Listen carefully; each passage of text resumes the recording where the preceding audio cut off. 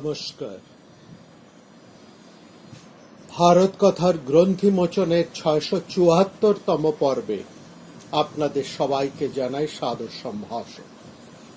মহামতি অনন্তলালের পরম আশীর্বাদে আমরা শুনে চলেছি পূর্ণ ভারত কথা। ভারত কথার মধ্যে এই মহাভারতের মহাযুদ্ধ, তার 12 দিনের দীর্ঘ বর্ণনা এবং বিস্তৃত আলোচনা আমরা করেছি, তার কথা শুনে চলেছি। এই বহু প্রতীক্ষিত যুদ্ধের মধ্যে আমরা লক্ষ্য করছি একের পর এক কৌরব পক্ষের নায়কেরা যুদ্ধে ভূমিশয্যা লাভ করছেন, অন্যদিকে পাণ্ডব পক্ষীয় বীরেরাও তাদেরও সেই একই গতি লাভ হচ্ছে। এর মধ্যে সবচাইতে বেশি উল্লেখযোগ্য এটাই, সবচাইতে গুরুত্বপূর্ণ সেটা দেখছি যে ধৃতরাষ্ট্রের পুত্ররা এক এক দিন অনেকেই মারা যাচ্ছে এবং বেশিরভাগই তারা মারা যাচ্ছেন ভীমের হাতে। সেখানে পঞ্চপাণ্ডব একদিকে, অন্যদিকে ধৃতরাষ্ট্রের ১০০টি পুত্র। এই ১০০টি পুত্রকে যেন মহাভারতের মহাকবি প্রায় গণনা সুখে এক এক করে তাদের মৃত্যুযাত্রার বর্ণনা তুলে ধরছেন সঞ্জয়ের মাধ্যমে। সঞ্জয় যুদ্ধের ক্ষেত্রে ভীমের পরাক্রমের কথা যেমন শোনাচ্ছেন, অন্যদিকে ধৃতরাষ্ট্রের পুত্রদের মৃত্যুর খবর শোনাচ্ছেন এবং শোনাচ্ছেন তীক্ষ্ণভাবে এক সাংখ্য গণনার মধ্যে দিয়ে। এই 12 দিনের যুদ্ধের মধ্যেই আমরা দেখলাম ভীমের সাথে যুদ্ধরত ধৃতরাষ্ট্রের 14টি ছেলে, তারা ভীমকে, মধ্যম পাণ্ডব ভীমকে ঘিরে ধরেছেন চতুর্দিকে এবং যুদ্ধ হচ্ছে তার সাথে, ভীমের সাথে। কারণ ভীম ছুটে আসছেন যুদ্ধ করতে, কখনো অন্যান্য কৌরব পক্ষীয় বীরদের সাথে, কর্ণের সাথে, দুর্যোধনের সঙ্গে, শল্যের সঙ্গে, দ্রোণাচার্যের সঙ্গে। ভীমের হাত থেকে তাদেরকে রক্ষা করার জন্য অন্যান্যরা যেমন জোটবদ্ধ হচ্ছেন, তেমনি আমরা দেখছি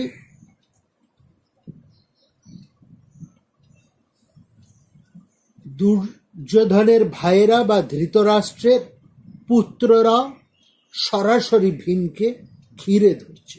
এবং সেখানে একটা চমৎকার বর্ণনা রয়েছে। সেখানে আমরা দেখছি ভীম যখন অন্যের সাথে যুদ্ধরত ছিলেন, সেই সময় হঠাৎ করে ধৃতরাষ্ট্রের একটি দুটি নয়, 14টি, একেবারে গুনে গুনে 14টি সংখ্যক 14 সংখ্যক ধৃতরাষ্ট্র পুত্র ভীমের দিকে এগিয়ে এলো এবং ভীমকে তারা ঘিরে। এবং সেই জায়গায় মহাকবি যে শব্দটি ব্যবহার করেছেন সেটি বিশেষভাবে লক্ষ্য করার। সেই শব্দটি তিনি ব্যবহার করছেন ঘিরে ধরা।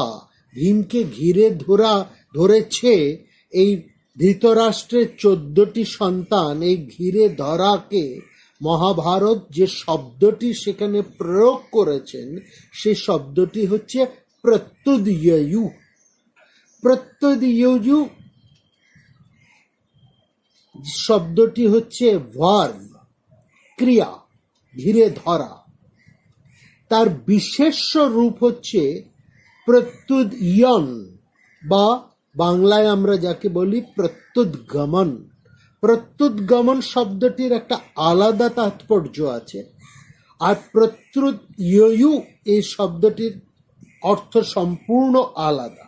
দুটি সম্পূর্ণ বিপরীত অর্থে, বিপরীত ভাব বোঝাতেই কিন্তু ব্যবহার হয়ে আসে এখানে সংস্কৃতের শব্দ ভাণ্ডারের মহিমা। প্রত্যুৎয়য়ু শব্দের অর্থ হচ্ছে চতুর্দিক থেকে ঘিরে ধরা, আবেষ্টন। আর এটি হচ্ছে ক্রিয়াপদ। আর যেখানে বিশেষ্য রূপ সেটি হচ্ছে প্রত্যুদয়ন। প্রত্যুদয়ন হচ্ছে বিশেষ্য, যার অর্থ হচ্ছে প্রত্যুৎগমন। প্রত্যুৎগমন হচ্ছে এগিয়ে গিয়ে, কেউ বাড়িতে কোনো বিশিষ্ট মানুষ উপস্থিত হলে তাকে এগিয়ে গিয়ে সম্মান জানিয়ে বরণ করে নিয়ে আসা, সম্মান জানিয়ে এগিয়ে গিয়ে তাকে ঘরে ডেকে নিয়ে আসা। এই যে এগিয়ে গিয়ে নিয়ে আসা, এটাই হচ্ছে প্রত্যুৎগমন। খানিকটা এগিয়ে গিয়ে তাকে নিয়ে আসা, কিংবা তিনি যখন বিদায় নিচ্ছেন তখন তার সঙ্গে কয়েক পা এগিয়ে তাকে পৌঁছে দেওয়া, এটা হচ্ছে প্রত্যুৎগমন। এই সম্মান জানিয়ে এগিয়ে নিয়ে আসা, কিংবা বিদায়ের সময় তাকে সম্মান জানিয়ে তার সঙ্গে সঙ্গে কিছু দূর তাকে এগিয়ে দেওয়া। এই এগিয়ে নিয়ে আসা এবং এগিয়ে দিয়ে আসা, এই দুটি হচ্ছে সম্মান সূচক, সম্মান জানানো, কোনো বিশিষ্ট মানুষকে সম্মান জানানো। এটি হচ্ছে প্রত্যুৎগমন, যার আসল শব্দটি, সংস্কৃত শব্দটি হচ্ছে প্রত্যুদয়ন। এটি আমরা সারা জীবন ঠাকুরমশাই, অনন্তলাল ঠাকুরমশাইকে দেখেছি। যতদিন তার শারীরিক পটুতা ছিল ততদিন তিনি আমাদের প্রত্যেককে পৌঁছবার সময় তিনি নিজে এগিয়ে দিয়ে যেতেন। যখন তার শরীর খুব ভালো ছিল, একটু মহাভারত থেকে সরে এসে এই কথাটা একটু আপনাদের সঙ্গে শেয়ার করি, এটা করতে ভালো লাগে। এই যে বড় মানুষ, তাদের একজন মানুষ বড় তো কেবল জ্ঞানে পাণ্ডিত্যে হন না, তিনি তার আচরণে আসলে একজন মানুষ বড়।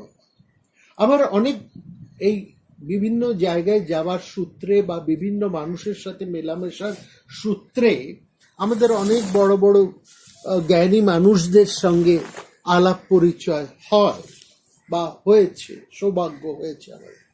তাদের মধ্যে আমি অনেককে দেখেছি, তারা জ্ঞানের মধ্যে এক প্রচন্ড অহমিকা। তাদের কি অহমিকা, কতটুকু তারা জানেন সেটা বড় কথা নয়, কিন্তু ভীষণ অহমিকা, অহংকার একেবারে তাদের পায়ের আঙুল থেকে নখের অগ্রভাগ থেকে মাথা চুল পর্যন্ত একেবারে অহমিকায় তারা ধপ ধপ করছে। ঠিক তার বিপরীত মেরুতে বসে আছেন ঠাকুরমশাই, ঠাকুর অনন্তলাল। অর্থাৎ প্রকৃত জ্ঞানী যে একজন কেমন হন তার জ্বলন্ত দৃষ্টান্ত হচ্ছেন ঠাকুর অনন্তলাল। এবং এই অভিজ্ঞতা কেবল আমাদের নয়, প্রত্যেকের এবং শিশু থেকে বৃদ্ধ সবার সঙ্গে তিনি নির্বিশেষে প্রত্যেকের সঙ্গে তিনি এই একই ব্যবহার করে আসতেন। তার বাড়িতে তার কাছে আসা প্রতিটি মানুষই, তার প্রতিদিনের সাহায্যকারী থেকে আরম্ভ করে যে কোনো মানুষই তার বাড়িতে একবারের জন্য গিয়েছেন, তার কাজ সঙ্গেই তিনি এই ব্যবহারটি করেছেন এবং সর্বত্র তিনি আজীবন আমরণ করে এসেছেন। এইটি হচ্ছে সবচেয়ে বড় কথা। এবং সেখানে আমরা দেখেছি এই প্রত্যুৎগমনের একটা ব্যাপারটা খুব মজার হতো। যখন আমরা আলোচনা করতাম, তার বাড়িতে গেলে দীর্ঘ সময় ধরে আলোচনা হতো, এবং দীর্ঘ সময় হয়তো সকালে যেতাম, রাত্রে ছাড় পেতাম, কিংবা দুপুরে গেলেও ওই একই ব্যাপার। 7-8 ঘন্টার আগে তার হাত থেকে নিষ্কৃতি নেই।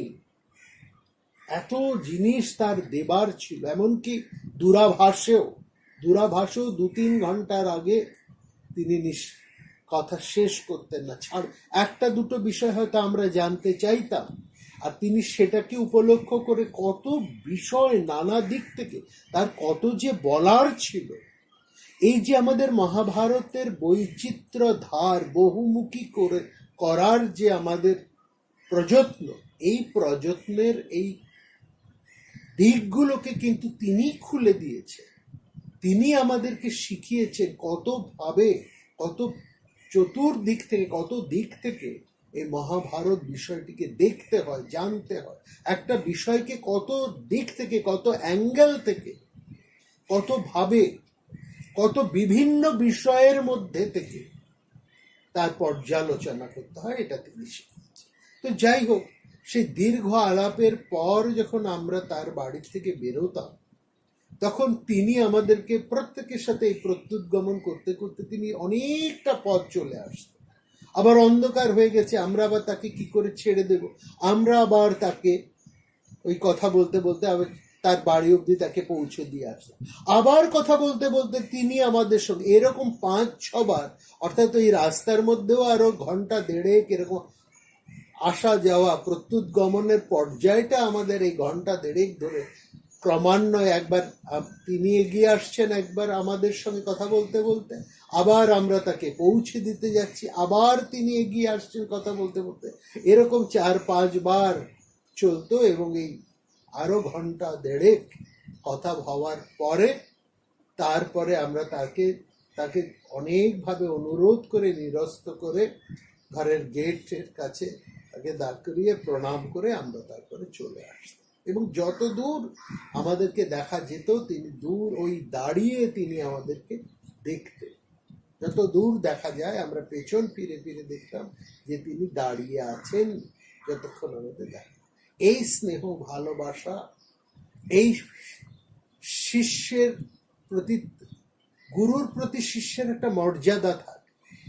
গুরুকে শিষ্য তো অবশ্যই সম্মান করবে, মর্যাদা দেবে, শ্রদ্ধা করবে, কিন্তু গুরু শিষ্যকে সমান মর্যাদা ফিরিয়ে দিচ্ছে, এটা বিরল। এটা আমরা তার কাছে দেখেছি, তার কাছ থেকে এটা শিখেছি। তিনি কি করে কেবল শ্রদ্ধা, যে শ্রদ্ধাটাকে আমরা দেবার সামান্য চেষ্টা করতাম, তিনি ততোধিক আমাদেরকে ফিরিয়ে দিতে। তিনি আমাদেরকে শিখিয়েছেন বিষয়ের নম্রতা কি করে হতে, অর্থাৎ একজন মানুষ বিষয় ভারে কিভাবে নম্র হবে, বিষয় মানুষকে তীক্ষ্ণ করবে না, তাকে অহংকৃত করবে না। এইটি কিন্তু তার বড় শিক্ষা। এইটুকু আমরা যদি সামান্য তার কাছ থেকে পেতে পারি, তাহলেই জানবো আমরা মহৎ লাভ করেছি। যাই হোক, সেই কথাটা এখানে বলছে, ওই প্রত্যুৎ গমনের কথা বলতে গিয়ে। তো এখানে সঞ্জয় ব্যবহার করছে প্রত্যুৎ যজু। প্রত্যুৎ যজু মানে হচ্ছে প্রত্যুৎ ইয়ান, যার বিশেষ্য, যার অর্থ হচ্ছে প্রত্যুৎ গমন। তো এইখানে সঞ্জয় বোঝাতে চাইছেন, বা মহাভারতের কবি এটা বোঝাতে চাইছেন, ভীম যখন অন্যদের সাথে যুদ্ধ করছেন তখন খামাকা কোনো প্রয়োজন নেই, নিষ্প্রয়োজন ছিল। ভীম যুদ্ধ করছেন অন্যান্য বড় বড় কৌরব বীরদের সঙ্গে, তখন পেছন থেকে এই ধৃতরাষ্ট্রের 14টা ছেলে হঠাৎ ভীমকে ঘিরে ধরলো, এবং এই ঘিরে ধরাটাকেই সঞ্জয় শব্দটা ব্যবহার করছে প্রত্যুৎ যজু। অর্থাৎ মহাভারতের কবি যেন বোঝাতে চাইছেন, তাদের ক্রিয়া কর্মের ফলে তারা যে এই ক্রিয়াটি করলো, এই যে প্রত্যুৎ যজু, এই যে ক্রিয়াটি করলো, তার ফলটি কি দাঁড়ালো না, তারা যেন তাদের ফলটি দাঁড়ালো এমন, যার বিশেষ্য রূপে তারা যেন ভীমকে বরণ করে, ভীম রূপ মৃত্যুকে, মহাকালকে তারা বরণ করে নিয়ে এগিয়ে গিয়ে তারা তাদের মৃত্যুরূপী ভীমকেই যেন বরণ করে নিয়ে এলেন। এবং তার ফলে সেদিন আমরা দেখেছি ভীমের হাতে 14 মধ্যে 7 জন মুহূর্তের মধ্যে মারা পড়ল, আর বাকি 7 জন কোনো মতে ক্ষত বিক্ষত হয়ে পালিয়ে বাঁচতে সক্ষম হলো। এই হচ্ছে যুদ্ধের পরিস্থিতি। কিন্তু 12তম যুদ্ধ যে পর্যায়ে এসে দাঁড়িয়েছে, যা নিয়ে আমরা আলোচনা করছি, যে গুরুত্বটা নিয়ে, সেখানে ভীমের সাথে ধৃতরাষ্ট্রের পুত্রের বধ বা অন্যান্য বধটাই সবচেয়ে বড় নয়। এই 12 এবং 13, 14 দিবসের যুদ্ধের যেটা সবচেয়ে বড় ফোকাল পয়েন্ট মহাভারতে আসতে চলেছে, যে সম্পর্কে আমাদের একটু আলাদা করে আলোচনা করতে আমরা বসেছি, প্রবৃত্ত হয়েছে, সেটার মূল হচ্ছে যে গুরু শিষ্যের লড়াই। মহামতি ভীষ্মের সাথে অর্জুন সরাসরি যুদ্ধ করেননি, কারণ তিনি কেবলমাত্র অর্জুনের কাছে পিতামহ নন, তিনি অর্জুন তথা সমগ্র পাণ্ডবদের প্রধান আশ্রয়। এবং অর্জুনের প্রতি মুহূর্তেই মনে পড়েছে শিশুকালে তিনি কিভাবে এই বৃদ্ধের হৃদয়ে অর্থাৎ বুকের উপরে বসে খেলা করেছেন এবং তাকে পিতা সম্বোধন করেছেন বারবার। সুতরাং তার অর্জুনের পক্ষে, অর্জুনের যে মনুষ্যত্ব আছে, সেই মনুষ্যত্ব অর্জুনকে বারবার বাধা সৃষ্টি করেছে। অর্জুনের বাধা সৃষ্টি হয়ে দাঁড়িয়েছে মহামতি ভীষ্মের, এই পিতামহ ভীষ্মের সাথে সরাসরি যুদ্ধ করা। কিন্তু অবস্থার প্রেক্ষিতে হয়তো তা করতে হয়েছে, এবং সেটা যে কত বড় অর্জুনের পক্ষে ট্র্যাজিক, কত যে সেটা মর্ম বিদারক, সেটা আমরা তার পরিচয় পেয়েছি। অবস্থার প্রেক্ষিতে কর্তব্যের আহ্বানে এমন কিছু সিদ্ধান্ত মানুষকে নিতে হয় যেখানে যা হৃদয় বিদারক, তার হৃদয়কে চুরমাচুর করে ফেলে। কিন্তু অবস্থার প্রেক্ষিতে অনেক সময় কঠিন সিদ্ধান্ত নিতে হয়, যে এবং সেখানেই রবীন্দ্রনাথ খুব পরিষ্কার স্পষ্ট করে বলেছে, যেখানে দণ্ডিতের সাথে দণ্ডদাতা কাঁদে যাবে সমান আঘাতে, সর্বশ্রেষ্ঠ সে বিচার। কর্তব্যের অনুরোধে সে কর্তব্য পালন করতে হয়, কিন্তু সেখান থেকে যেন হৃদয়ের ধর্ম কখনোই মুছে না যায়। বস্তুত এটাই হচ্ছে মহাভারতের ধর্ম। মহাভারতের ধর্ম হচ্ছে হৃদয়ের ধর্ম।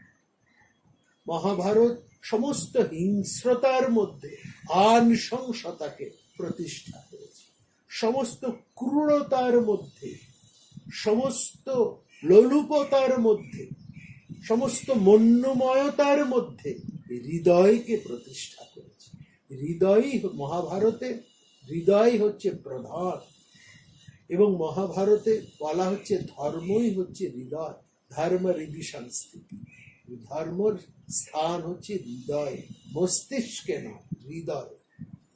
এবং বারবার মহাভারত এই কথাটাই বলতে চাইছে, বাপু যাই করো না কেন, যে আচরণই তুমি করো না কেন, কখনোই তুমি হৃদয়ের থেকে সরে এসো। তোমার যুক্তি যেন হৃদয় থেকে আলাদা না হয়, হৃদয়ের সাথে যুক্ত হয় যেন তোমার সকল যুক্তি, সকল দৃষ্টি, সমস্ত কর্ম, সমস্ত যাপন, সমস্ত ভ্রমণ, পর্যটন, যাবতীয় যা সবকিছুর মধ্যেই থাকে হৃদয়ের সংশ্লেষ। এটি হচ্ছে মহাভারতের শিক্ষা, যে জন্য বলা হয় মহাভারতের রস হচ্ছে শান্ত রস। এইখানেই তার তাৎপর্য। যাই হোক, এইখানে যুদ্ধ হতে যাবে গুরু এবং শিষ্যের। এই পর্যায়ে সরাসরি দ্রোণের সাথে এখন যুদ্ধ হবে অর্জুনের।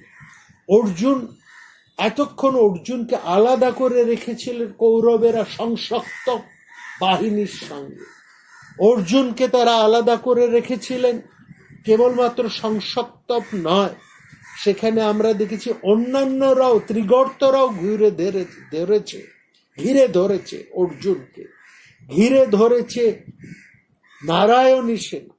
অর্জুন একার ক্ষমতা সমস্ত সংসক্তবদেরকে একেবারে ছারকার করে দিয়ে, ত্রিগর্তদেরকে সম্পূর্ণ বিনাশ করে, নারায়ণী সন্ন্যার শক্তি হ্রাস করে এবার তিনি ছুটে এসেছেন এই দিকে, যেখানে দ্রোণ যুধিষ্ঠিরকে বন্দি করার পরিকল্পনা করেছে এবং যুধিষ্ঠিরকে ভীষণভাবে ঘিরে ধরেছে।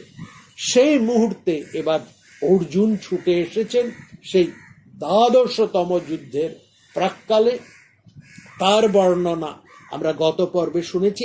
আজকে এই ত্রয়োদশ দিবসের যে যুদ্ধ, ত্রয়োদশ দিবস, চতুর্দশ দিবস, এই যে যুদ্ধ হবে, এই যুদ্ধে সরাসরি যুদ্ধ হবে অর্জুনের সাথে দ্রোণের, এবং সেখানে দেখব আবার অর্জুনকে সরিয়ে ফেলা হবে অন্যদিকে।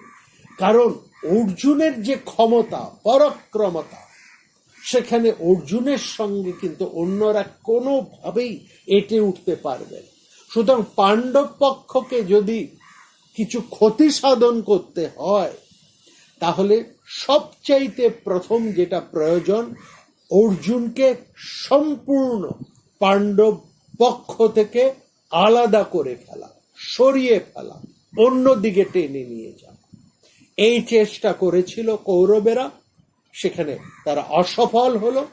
অর্জুন এখন চলে এসেছেন সরাসরি দ্রোণের সঙ্গে যুদ্ধ করার, এই গুরু শিষ্যের যুদ্ধ। এই গুরু শিষ্যের যুদ্ধটা কিন্তু যেমন তেমন যুদ্ধ নয়। গুরুর কথা আমরা আলোচনা করেছি এই ২-৩টি পর্ব ধরে।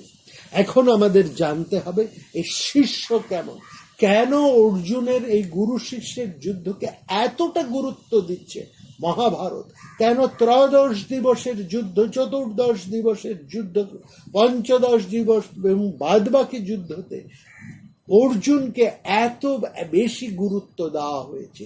কোথায় তার গুরুত্ব, কোথায় তার প্রতিভা? সেখানে আমাদের এই অর্জুনের কে একটু আলাদা করে, তার মনস্তত্ত্বকে একটু আলাদা করে আমাদের দেখা প্রয়োজন।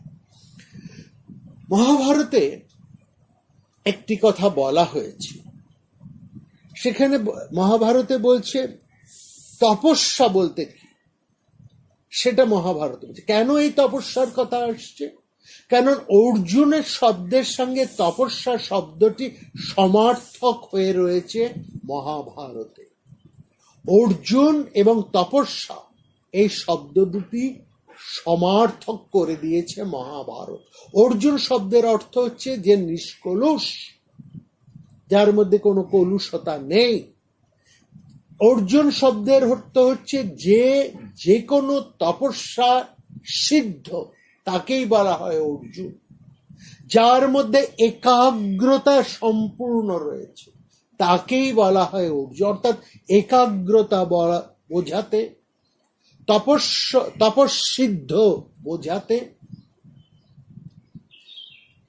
এবং শুদ্ধ চরিত্র, শুদ্ধ চিত্ত বোঝাতে যে শব্দটি ব্যবহৃত করা হয়, সেই শব্দটি হচ্ছে অর্জুন। সেই শব্দটি হচ্ছে জিষ্ণু, যাকে জয় করা যায় না, যে অজেয়।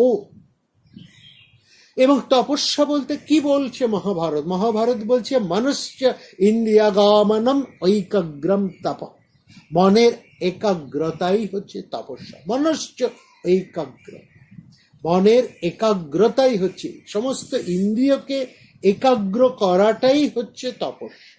মন সহ সমস্ত ইন্দ্রিয়গুলোকে, কেবল মন নয়, মন সহ একাদশ ইন্দ্রিয়কে যে একটা পয়েন্টে স্থির করে দীর্ঘক্ষণ সময় ধরে রাখতে পারে, সেটাকেই বলা হয় তপস্যা। এবং যে কোনো সাধনার মূল কথাই হচ্ছে একাগ্রতা। বলা হয় সাংখ সমম জ্ঞানম নাস্তি, যোগ সমম বলম নাস্তি। সাংখ্যম শব্দের অর্থ হচ্ছে আত্মজ্ঞান, সাংখ্য শব্দের অর্থ হচ্ছে এখানে আত্মজ্ঞান, যেটা এই গীতাতে 18 অধ্যায় ধরে শ্রীকৃষ্ণ যা অর্জুনকে বোঝাতে চেয়েছেন, যে জ্ঞানটি তাকে দিতে চেয়েছেন, যে প্রজ্ঞা তাকে অনুস্যত করেছে, সেটি হচ্ছে এই আত্মজ্ঞান, সাংখ্যম। এই জন্য গীতাকে বলা হয় সাংখ্য যোগ। সাংখ্যর উদাহরণ হচ্ছে গীতা। আত্মজ্ঞান, মোস্ট পাওয়ারফুল নলেজ। কে আমি, এই আমার আত্মপরিচয় যে জ্ঞানের মাধ্যমে আসে, সেটাই হচ্ছে সাংখ্য জ্ঞান। সেই জন্য বলছে সাংখ্য সমম জ্ঞানম নাস্তি, সাংখ্যের মতো আর জ্ঞান নেই। আর যোগের সময় হচ্ছে শক্তি নেই, বলম নাস্তি। যোগ মানে পাওয়ার অফ কনসেন্ট্রেশন। এইটা কি করে, এই জিনিসটা হচ্ছে কিভাবে,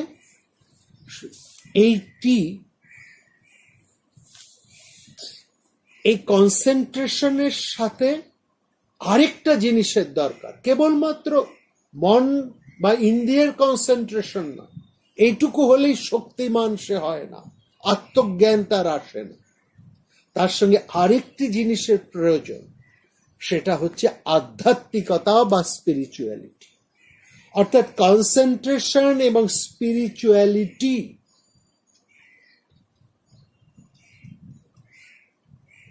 যোগ সম্পূর্ণভাবে একটা বিষয়ের প্রতি অসীম একাগ্রতা, এনর্মাস পাওয়ার অফ ফোকাস, এবং তার সাথে আধ্যাত্মিকতা, স্পিরিচুয়ালিটি, এই দুটি যদি যার মধ্যে আছে, এই দুটির সমন্বয় যার মধ্যে আছে, সেই মানুষই হচ্ছে পৃথিবীতে সাকসেসফুল। তাকেই বলা হয় সাকসেসফুল। কনসেন্ট্রেশনের মাধ্যমে একজন মানুষ অনেক জ্ঞানী হতে পারে, বড় বিজ্ঞানী হতে পারে, অনেক অর্থ সম্পদের অধিকারী হতে পারে, যশের অধিকারী হতে পারে, প্রতিপত্তির অধিকারী হতে পারে, জাগতিক সমস্ত ভোগ সুখ সম্পদ, ওই যা কিছু মান যশ খ্যাতি সব সে লাভ করতে পারে। কিন্তু তার মধ্যে যদি এই স্পিরিচুয়ালিটি বা আধ্যাত্মিকতা না থাকে, তাহলে তার মধ্যে কিন্তু বিমল আনন্দ বা শান্তি থাকবে। একটা সার্টেন একটা অবস্থার পরে তার মনে হবে, সে যতই ক্ষমতাবান হোক, খ্যাতিমান হোক, যশস্বী হোক, বিদ্বান হোক, যাই হোক না কেন, সে যত শীর্ষে অবস্থান করুক না কেন, তার মধ্যে এক সময় ফ্রাস্ট্রেশন আসবে। ফ্রাস্ট্রেশন আসতে বাধ্য, কারণ এইগুলো তাকে এক ধরনের সুখ দান করে, আনন্দ দেয় না। সুখ এবং আনন্দ সম্পূর্ণ বিপরীত। সুখ সাময়িক, সুখের সঙ্গে সঙ্গে দুঃখ, বেদনা, ক্ষোভ, একাকিত্ব, জ্বালা এসব আসে, বিড়ম্বনা এইসব আসবে। সুখ থাকলেই অসুখ আসবে, সুখের বিপরীতে অসুখের অনুভূতি। কিন্তু আনন্দ হচ্ছে এমন একটা জিনিস যা সুখ অসুখ সমস্ত ভালো মন্দের দ্বন্দ্বের ওপারে দাঁড়িয়ে আছে, যা এই সমস্ত জাগতিক কিছুই তাকে স্পর্শ করে না। সেটা একমাত্র সম্ভব যদি কোনো মানুষের জীবনে স্পিরিচুয়ালিটি থাকে। অর্জুনের মধ্যে এই দুটি রয়েছে, একাগ্রতাও রয়েছে, স্পিরিচুয়ালিটি রয়েছে। সেই জন্যেই তিনি অর্জুন, সেই জন্যেই অর্জুন থেকে তিনি জিষ্ণু হয়ে উঠতে পেরেছেন। এইটি হচ্ছে সবচেয়ে গুরুত্বপূর্ণ বিষয়। যার মধ্যে আত্মশ্রদ্ধা নেই, মহাভারতে খুব পরিষ্কার করে বলেছে নাস্তিক কে। এই কথাতে মহাভারত খুব পরিষ্কার করে বলেছে সেই নাস্তিক যার মধ্যে আত্মশ্রদ্ধা নেই, যার নিজের উপর যার বিশ্বাস নেই, সে কি করে ঈশ্বরে বিশ্বাস করবে? সে অন্যকে বিশ্বাস করবে কি করে? ঈশ্বর তো অনেক দূরের ব্যাপার, সে অন্যকেই বিশ্বাস করতে পারবে না। যে নিজেকে বিশ্বাস করে না, সে অন্যকে বিশ্বাস করতে পারে না। ঈশ্বরে বিশ্বাস তো বহু দূরের ব্যাপার। যে অন্যকে বিশ্বাস করতে পারে না, তার জীবনে স্বস্তি নেই। যার জীবনে স্বস্তি নেই, তার প্রচুর সম্পদ, প্রচুর খ্যাতি, প্রচুর যশ, প্রচুর ক্ষমতা, প্রচুর অর্থ, যাই কিছু প্রচুর প্রচুর থাকুক না কেন, তার জীবনে এতটুকু সময় স্বস্তি থাকবে না। তার জীবনে থাকবে ভয়, তার জীবনে থাকবে আশঙ্কা, তার জীবনে থাকবে সংশয়। সুতরাং এই বিশ্বাস, এই আত্মশ্রদ্ধা, এটা একমাত্র আসে স্পিরিচুয়ালিটি। এইটাই হচ্ছে, এই স্পিরিচুয়ালিটিতেই একজন মানুষকে কনসাসলি, সচেতন ভাবে বাঁচতে, দিন যাপন করতে শিক্ষা দেয়, শেখায়। সচেতনতার অর্থ হচ্ছে, আত্মসচেতনতার অর্থ হচ্ছে নিজের সম্বন্ধে, একজন মানুষ তার নিজের সম্বন্ধে সঠিক ধারণা, truth about one on self. নিজের বল কতটা, নিজের শক্তি কতটা, নিজের দুর্বলতা কোথায়, সেই সম্পর্কে একটা সম্যক বা স্পষ্ট ধারণা করে দেয় এই আত্মসচেতনতা। এই আত্মসচেতনতা সবাই আসে না, সবাই নিজেকে বিশ্লেষণ করতে পারে না। আমরা সবার সমালোচনা করতে পারি, কিন্তু নিজের সমালোচনা করতে গেলে আমরা আটকে যাই, আমরা সেটা পারি না, ভয় পাই। একমাত্র যে মানুষ শক্তিমান, প্রকৃত যে শক্তিমান, সে নিজের দোষদর্শী। সে নিজের, তার কোথায় দুর্বলতা, কোথায় অক্ষমতা, কোথায় সে কম, কোথায় তার খামতি, কোথায় তার ভ্রান্তি, সেটা সে সঠিকভাবে বিশ্লেষণ করে উপলব্ধি করতে পারে, বুঝতে পারে। এবং যে যার ভুলটা জানতে পারে সঠিকভাবে, যে নিজের ত্রুটিটা যে উপলব্ধি করতে পারে, সেই তো সংশোধন করতে পারে, সেই তো সংশোধিত হয়ে উঠতে পারে। আমি যদি আমার দুর্বলতার জায়গাটাই না জানতে পারি, আমার খামতির জায়গাটাই যদি না আমি জানতে পারি, তাহলে আমি নিজেকে সংশোধন করব কি করে? সেই দুর্বলতাটা মেটাবো কি করে? সেই জন্য সবচাইতে প্রথম প্রয়োজন আত্মসমালোচনা। এই আত্মসচেতনতা বা আত্মসমালোচনা নিজেকে কিন্তু বিপরীত দিক থেকে শক্তিমান করে দেয়। এখন সেখানেই হচ্ছে নিজের দায়িত্বকে সে সম্বন্ধে, নিজের কর্তব্য সম্পর্কে, নিজের দায়িত্ব কর্তব্য সম্পর্কে সে সচেতন হয়ে ওঠে। সে কথায় কথায় অন্যের উপর দোষ আরোপ করে না।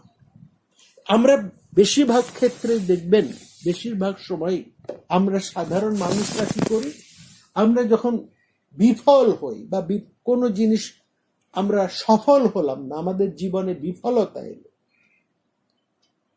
আমরা যখন পরাজিত হলাম, তখন আমরা কি করি, দোষটা অন্যের উপরে চাপিয়ে দিই। অমুকের জন্য আমি এটা পারলাম না, বা অমুক কারণের জন্য আমার এটা হলো না। অর্থাৎ আমি ঠিক আছে, আমার কোনো দোষ নেই, আমি একেবারে শুদ্ধ বুদ্ধ পূর্ণ মানুষ।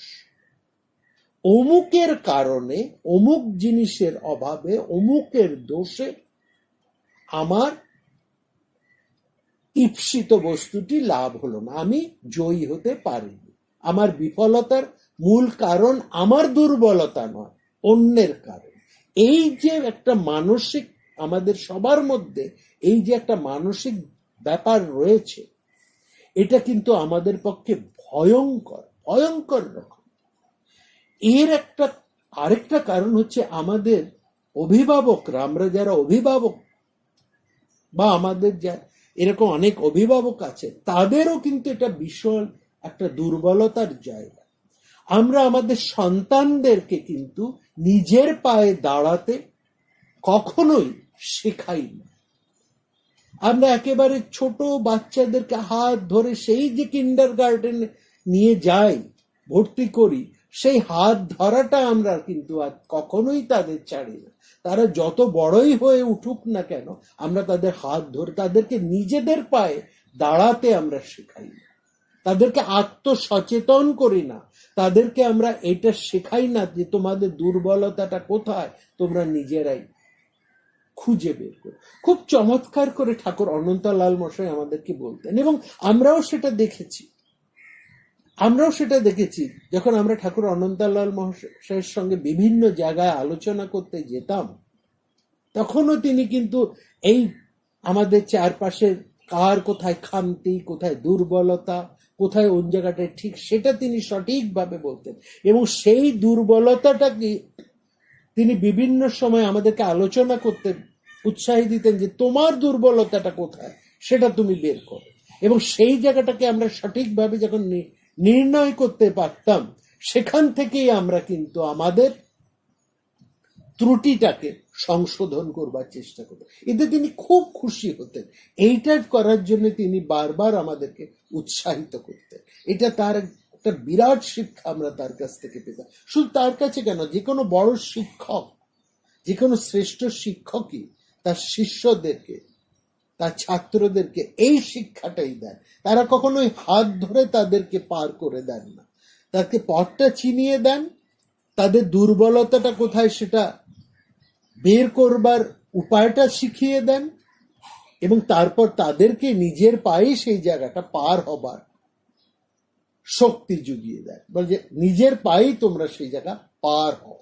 এইটি হচ্ছে আসল। যার ফলে হয় কি, আমাদের দেশের ছাত্ররা এবং বিদেশের ছাত্রদের মধ্যে একটা পার্থক্য আছে, কিংবা আমাদের দেশের ছাত্ররাই যখন বিদেশে চলে যায় তারাও সম্পূর্ণ পাল্টে যায়। আমাদের দেশের ছাত্ররা আমরা সবসময় চাই চাই চাই, অমুক চাই, তমুক চাই, অমুক দিতে হবে, তমুক দিতে হবে, এই নিজেদের লড়াই করে যায়। বিদেশে কিন্তু গিয়ে একটি কথাও আমরা বলি না।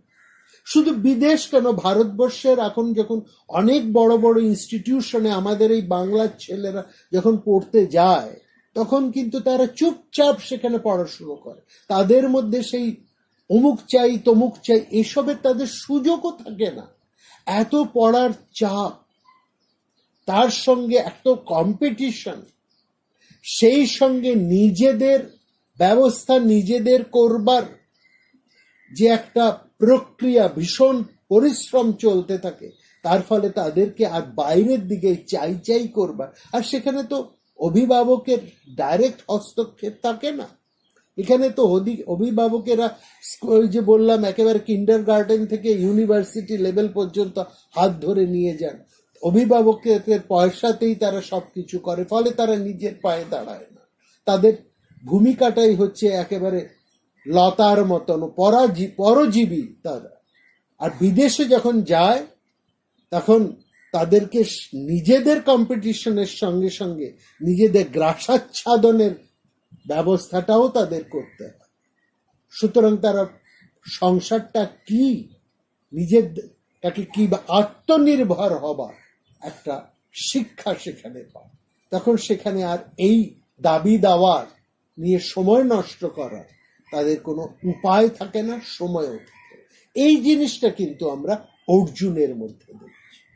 অর্জুনের মধ্যে আছে আত্মশ্রদ্ধা, অর্জুনের মধ্যে আছে একটা একাগ্রতা, অর্জুনের মধ্যে আছে একটা তপস্যা, অসীম একাগ্রতা, এনর্মাস পাওয়ার অফ ফোকাস। এটা আমরা অর্জুনের মধ্যে আছি। তার সঙ্গে আছে নিজের সম্পর্কে আত্মশ্রদ্ধা। এই জিনিসটা সংসারে অনেক রকমের ছাত্রের কথা ঠাকুর মশাই বলতেন, যে ছাত্র কত রকমের আছে। বলছে সাধারণত ছাত্র তিন ধরনের হয়। একটা হচ্ছে অ্যাগ্রেসিভ ধরনের ছাত্র, কিছু ছাত্র আছে ম্যানিপুলেটিভ ছাত্র, আর কিছু ছাত্র আছে অ্যাসার্টিভ ছাত্র। অর্জুন হচ্ছে এই তৃতীয় ধরনের, নির্ভীক। অ্যাগ্রেসিভ মানে যেন সে জোর করে সব পেতে চায়, পেশি শক্তি দিয়ে আমাকেই সব দিতে হবে, অন্য কোনো কারোর সঙ্গে সমন্বয় করার, অন্যের সাথে সহায়তা করার, অন্যের সঙ্গে সমানভাবে ভাগ করে নেবার এই সহপ্রবৃত্তি, সহভাবটি তার থাকে না। সে হচ্ছে এই অ্যাগ্রেসিভনেস দরকার, জীবনে অ্যাগ্রেসিভনেসের প্রচন্ড প্রয়োজন আছে, কিন্তু অতিরিক্ত অ্যাগ্রেসিভনেস স্বার্থপরতা সৃষ্টি করে, সে বেশি দূর এগোতে পারে। আর একটা হচ্ছে ম্যানিপুলেটিভ, সেটা খুব খারাপ। অ্যাগ্রেসিভ হচ্ছে রাজসিক ব্যাপার, ম্যানিপুলেটিভ হচ্ছে তামসিক ব্যাপার। মানে কর্ণ হচ্ছে ম্যানিপুলেটিভ এর উদাহরণ। অর্থাৎ সে তার মধ্যে কোনো প্র্যাকটিস নেই, তপস্যা নেই, সে চালাকি করে সবকিছু পেতে চায়। এরকম ছাত্র আমরা অনেকেই দেখি, ধান্দাবাজ, চালাকি, ওপর চালাক, সবকিছু ধান্দাবাজি, ধাপ্পাবাজি, চালাকি করে পাবার অর্থ। অর্থাৎ সে পড়াশুনো করবে না, সে মাস্টারমশাই অন্য সেবা করবে, যাতে সে মাস্টারমশাইয়ের কাছ থেকে অন্যায় সুযোগটা পেতে পারে। এবং কিছু শিক্ষক তো সেই ফাঁদে পা দেন, তা বা ফাঁদ পেতেই আছেন তারা। এটা দুর্ভাগ্য, শিক্ষা জগতের দুর্ভাগ্য, ছাত্র এবং শিক্ষক উভয়ের জন্যই দুর্ভাগ্য, দুই শিক্ষা জগতের কলঙ্ক।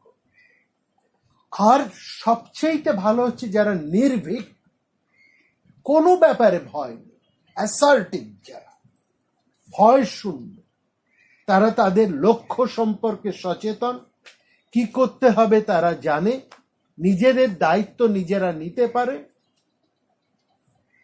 এবং পারপাসফুল একটা লাইফ, পার্সোনাল ইন্টিগ্রিটি এবং একটা পার্সোনাল স্ট্যান্ডার্ড অফ অনেস্টিকে তারা মেনটেন করেছে।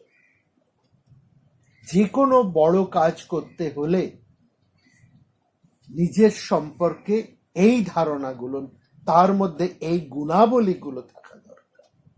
অর্থাৎ তার মধ্যে জ্ঞান থাকবে, কর্ম থাকবে, কর্মশক্তি থাকবে, তপস্যা থাকবে, ভক্তি থাকবে এবং কনসেন্ট্রেশন বা যোগ থাকবে।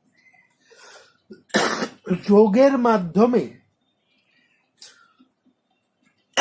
একজন মানুষ এই তিনটিকে বিকশিত করতে পারে।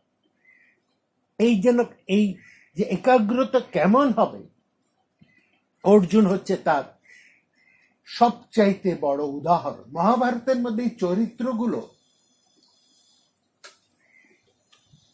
ভালো করে যদি আমরা বিশ্লেষণ করি, তাহলে দেখি এরা প্রত্যেকে আমাদের কাছে এক একটা আলো নিয়ে দাঁড়িয়ে আছে, এক একটা শিক্ষা, একটা পথ খুলে দিচ্ছে। আমরা কাকে নেব? অর্জুনকে না কর্ণকে? যুধিষ্ঠিরকে না দুর্যোধনকে? কাকে আমরা গ্রহণ করি? এই জায়গাটা আমাদেরকে এসে দাঁড়াতে হবে। এখানে এই যে একাগ্রতার তিনটি গুরুত্বপূর্ণ জিনিস, যেটা আমরা অর্জুনের মধ্যে দেখতে পাই, সেই তিনটি গুণ। প্রথমটা হচ্ছে কি? সম্পূর্ণ একাগ্রতা, সূচিভেদ্য একাগ্রতা যাকে বলা হয়। একাগ্রতাটা কেমন হবে? সূচিভেদ্য। কেবলমাত্র সূচিভেদ্য একাগ্রতা নয়, এই একাগ্রতাকে ধরে রাখার ক্ষমতা। এই আছে এই নেই এমন একাগ্রতা নয়, শর্ট টার্ম একাগ্রতা নয়, একে ধরে রাখার ক্ষমতা। এটাই হচ্ছে তপস্যার শক্তি। একাগ্রতা, সূচিভেদ্য একাগ্রতা, একাগ্রতাকে ধরে রাখার, অর্থাৎ দীর্ঘস্থায়ী একাগ্রতা, অনেকক্ষণ ধরে একাগ্র হয়ে থাকার ক্ষমতা। এবং 3 নম্বর হচ্ছে, যে কাজে লক্ষ্যে আমি অভিনিবিষ্ট হয়েছি সেটা ভিন্ন, সংসারের আর কিছুই আমার কাছে গুরুত্বপূর্ণ নয়, আর কোনো কিছুই আমার কাছে প্রধান নয়, একমাত্র আমি লক্ষ্য প্রতি একমাত্র যুক্ত হয়ে থাকব। মানে আর অন্যান্য সমস্ত কিছু থেকে আমি নিজেকে সরিয়ে ফেলব। এই তিনটি হচ্ছে, অর্থাৎ প্রথমটা হচ্ছে সূচিভেদ্য একাগ্রতা, একাগ্রতাকে ধারণ করার, দীর্ঘস্থায়ীভাবে ধারণ করার ক্ষমতা, এবং নিজের লক্ষ্যের প্রতি একমাত্র একমাত্র নিজের লক্ষ্যের প্রতি অভিনিবিষ্ট থাকা এবং সংসারের আর সমস্ত কিছুর থেকে নিজেকে বিযুক্ত করা, কাটিং আউট এভরিথিং এলস। এই হচ্ছে এই দৃঢ় সংকল্প, এটাই অর্জুনের মধ্যে যে একেবারে সেই শিশুকাল কিশোর বয়স থেকেই যে ছিল, সেটাই আমরা দেখতে পাবো, লক্ষ্য করি।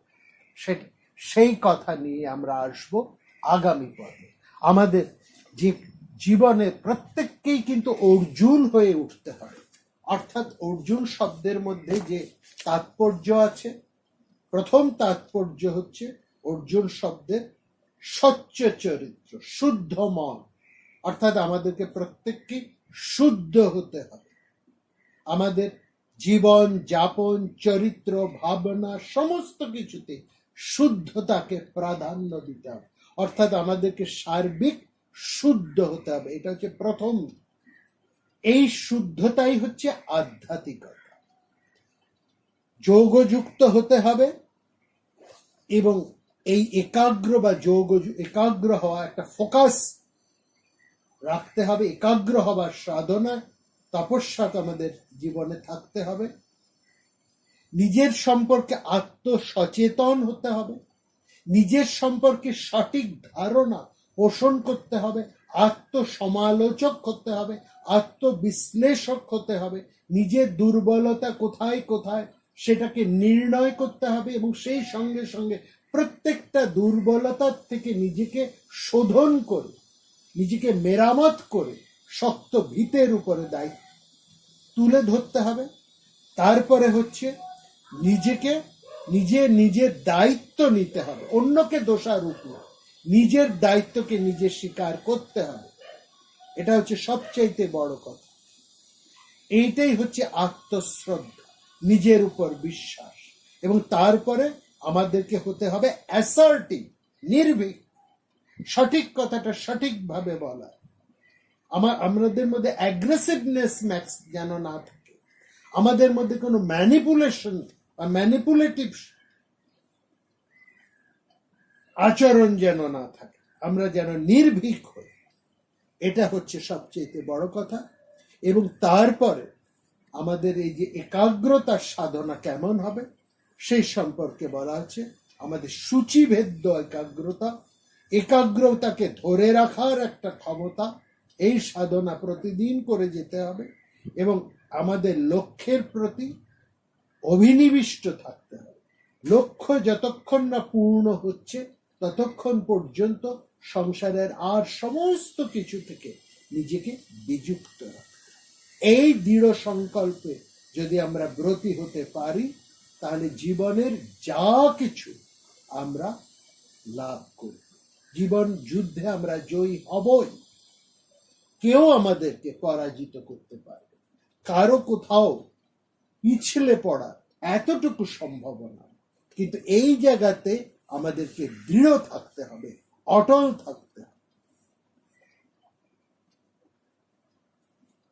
এইটা হচ্ছে সবচাইতে বড় কথা। অর্থাৎ আনন্দের সাথে ধৈর্য নিয়ে আমাদের তপস্যা বা কাজ করে দিই, এটা হচ্ছে মর্ম। এবং এইটি অর্জুনের জীবনে কেমন ভাবে ফুটে উঠেছিল আগামী পর্বে আমরা সেটা দেখব। এবং এইটার আলোচনা আমরা এই জন্যই করছি, মহাভারতের এইটি আরেকটা বড় শিক্ষার দিক আমরা দেখতে চলেছি, যে একজন আচার্য শিষ্যের কাছে কি পরাজিত হয়ে কি বিমল আনন্দ পেতে পারেন, এবং সত্যিকারের একজন আচার্য একজন সত্যিকারের শিষ্য লাভ করলে তিনি যে কত নিজেকে গৌরবান্বিত মনে করেন, সেটাই হচ্ছে এইখানের উদাহরণ। গুরু লাখ লাখ পাওয়া যায়, শিষ্য কিন্তু একজনই। এখানে আমাদের সবচাইতে বড় উদাহরণ আমাদের সামনে রয়েছে ঠাকুর শ্রীরামকৃষ্ণ। ঠিক, ঠাকুর শ্রীরামকৃষ্ণের মতন অনেক বড় বড় যোগী পুরুষ, সাধক, মহাত্মা আমাদের দেশে এসেছে, কিন্তু বিবেকানন্দের মতন শিষ্য কেবলমাত্র শ্রীরামকৃষ্ণ দেবী পেয়েছে। সেই জন্য আজ শ্রীরামকৃষ্ণের সাম্রাজ্য তৈরি হয়েছে, তাকে ঘরে ঘরে পৌঁছে দিয়েছে। এই পৌঁছে দেবার মূলে রয়েছেন বিবেকানন্দের মতন শিষ্য এবং বিবেকানন্দের মতন অন্যান্য গুরু ভাইরা, যারা বিবেকানন্দের দ্বারা ইন্সপায়ার। নমস্কার, ধন্যবাদ। প্রাণারাম প্রাণারাম প্রাণারাম প্রাণারাম প্রাণারাম প্রাণারাম। কি যেন লুকানো নামে তাই মিষ্ট এত তব নাম। প্রাণারাম প্রাণারাম প্রাণারাম প্রাণারাম প্রাণারাম।